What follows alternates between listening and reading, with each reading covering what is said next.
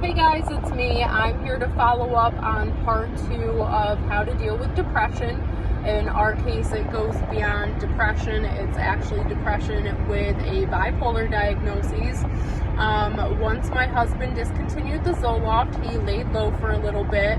But like I said, it threw him, and when I say throw, I mean throw. It literally was like a light switch flipped and he was just thrown headfirst into this manic episode.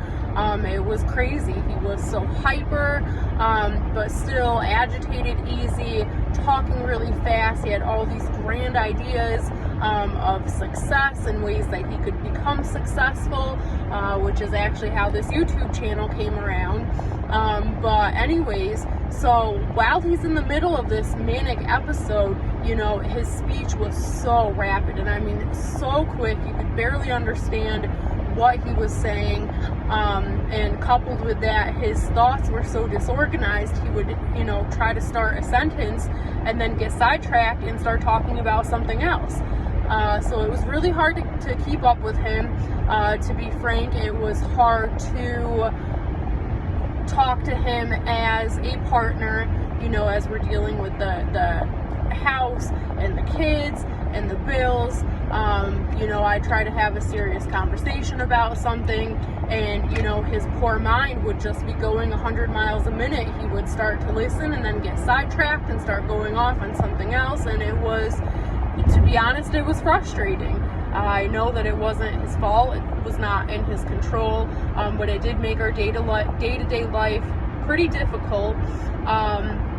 So we ran into a little bit of a problem here where it was suspected bipolar, very high suspicion of bipolar, but that diagnoses, concrete diagnoses in itself, had to come from a psychiatrist. So we got a referral to a psychiatrist, and we call up to make an appointment so we can get, you know, his medication straightened out, so he can talk about the things that he's dealing with. And lo and behold, we call the psychiatrist office and they're like, oh, well, we want to see you, but we can't get you in for 2 months. And we're like, are you serious? 2 months? Like, that's a little excessive, don't you think? Like, we're in the middle of a crisis over here, you know, and we really need your help. And the lady explained to us that right now it's not just in our area, it's really all over the world. It is a mental health crisis, guys. It's so hard to get the help that you need when you need it. These therapists, there's not enough of them. They're overworked, they're tired, they're burned out, they are seeing patients at the maximum capacity and really just don't have enough room for anybody else. So it was frustrating. You know, so we went to his primary care doctor and explained the situation, and she told us, you know, well, I'm not really comfortable writing a lot of psychiatric meds. That's not really my forte. And I said, okay, you know, I understand that. He understands that. But can you help us get through until we can get in with this lady? And at that point, you know, he was sleeping like barely, not at all, maybe an hour or two a night, and then he was right back up, you know, trying to fulfill these dreams and these ideas that he had.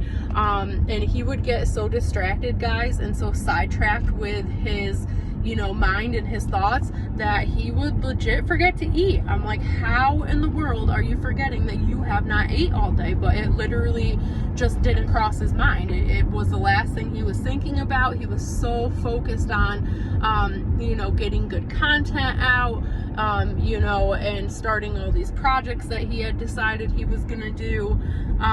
You know, so he ended up losing a lot of weight, and coupled with the lack of sleep, he was really starting to get run down. So what his primary care doctor did was give him medication to slow his brain down a little bit, which was helpful, but definitely wasn't a fix-all. She ended up putting him on Seroquel at bedtime to help him sleep. Now, this is a little higher up on the list of medications that you can take to help you sleep, and it's also used for other things like depression. So we gave it a whirl. He was able to take it, and he was, you know, he would get drowsy enough where he was able to fall asleep, but it did not keep him asleep. So again, he would get a few hours of sleep and then be right back at it. So I was like, okay, this is crazy.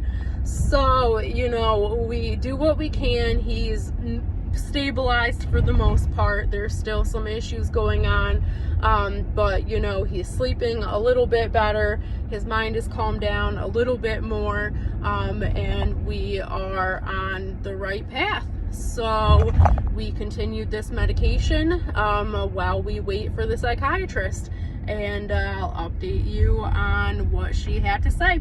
Bye guys.